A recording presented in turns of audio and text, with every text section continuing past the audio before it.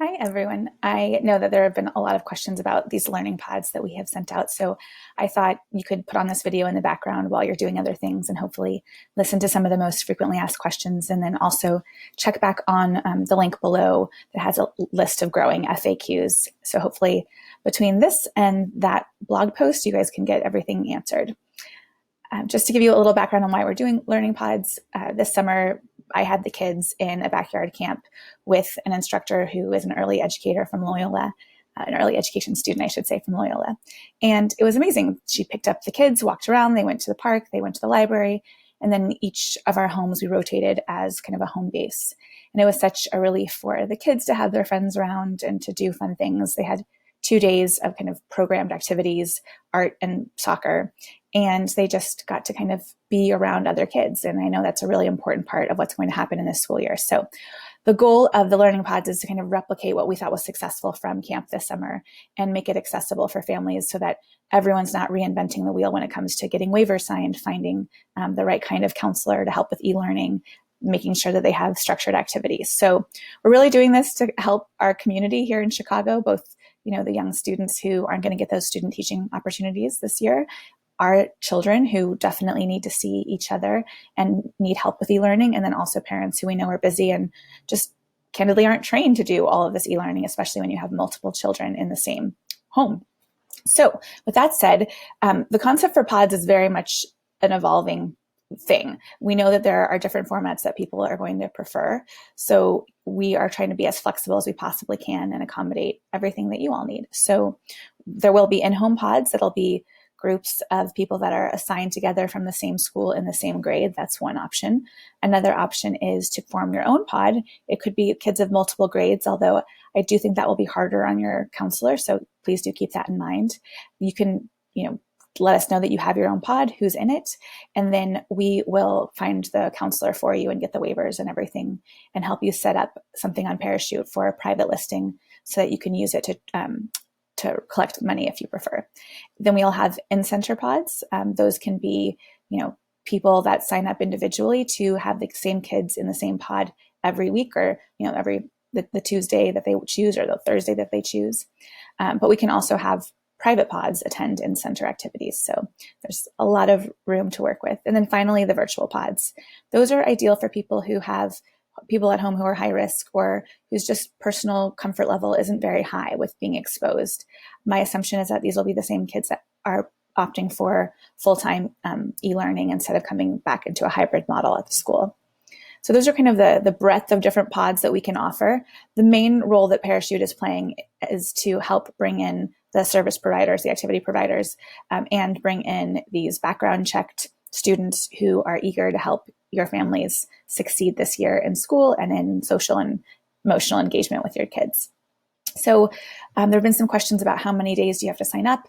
Really what we're trying to accomplish right now is getting everyone who's interested in some format of pod to register and let us know their interest so that we can start to get the resources together, meaning the people and the activity providers, so that we can match up demand and supply.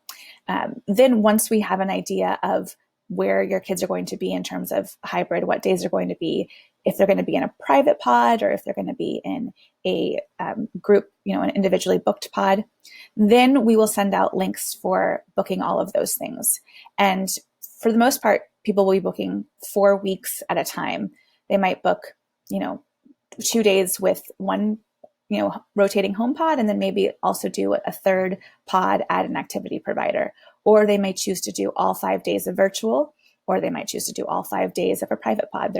You can kind of choose from anything that you really want. So once that happens, we will send out those links. You'll book 4 weeks at a time to create flexibility in case you want to be able to switch pods or if something changes and we go back to school full time.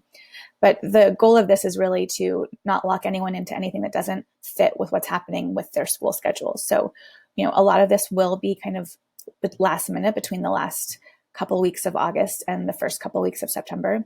We're assuming that most pods will try to get started around September 14th, but might end up starting the week after, depending on what's happening with schools. So basically, the number one thing you need to do is register your family now so that we can get you set up for the appropriate pod. I think that some of the other questions around price. So most of the pods look like they're going to end up being $10 per kid per hour. And if you have a private pod and you decide you want to do an 8-hour pod, great. If you're going to an activity provider, there's a chance it might be a little bit more or a little bit less, depending on what their supply costs are and how many coaches or instructors they need for their ratios. Younger kids, pre-K and kindergarten, probably are going to need to have 2 counselors in a room, as opposed to the older kids who might only need 1. The other thing is we are really trying to help serve the older kids too. So, if you have a 6th grader who needs a little bit of help or wants to, do basketball once a week or something, make sure you sign them up too, so that we can get the full age ranges accommodated, because we know that everyone needs to see their friends. So in a nutshell, these are really flexible. We are not holding anyone to any schedule right away. Registering right now just means you're kind of reserving your spot, and we're taking the time to get the resources together to be able to accommodate the needs of your families. And you can do 1 day a week, you could do 5 days a week, you could do 4-hour pods, you could do 8-hour pods. So there are a lot of options moving forward. When it comes to what happens if something goes wrong, our expectation really is that each pod is going to kind of form their own rules of operation. And so if you want people taking their temperature every time before they enter your home, great. You'll have the phone numbers of everyone in your pod, including your counselor, and you guys can figure out your schedules based on that, whose house you're going to be at, what your rules are. If you are more kind of liberal or a little bit less stressed about the risk, then you might have a no mask policy, which probably isn't going to be the case for anyone, but could go that far. If you are on the other side of the spectrum, you might say you only want to be with the people in your pod. You want to make sure that they sign something saying that they're not traveling or exposing themselves to any risk. We're really going to leave that part up to you, but the waiver will cover the fact that no one is going to be responsible for if anyone's children get sick or anyone else gets sick or anything that happens in people's homes. So it's kind of universal waiver will serve for that, but individual pods should have their own rules and makeup. And then if anyone gets sick, we'll just move everyone to virtual pods in that pod. Hopefully that won't happen. No one got sick in our backyard camp, but I know that's a sample size of 1. We do believe, though, that this is a pretty low risk group and the likelihood of transmission is low. And so we hope that we'll be able to keep these kids stimulated and engaged in e-learning and engaged with each other and have a really successful year. So if you have any more questions, go ahead and shoot them over to us at info@parachutekids.com, and we'll keep adding them to the FAQ. And in the meantime, please do register at the link below. Thanks.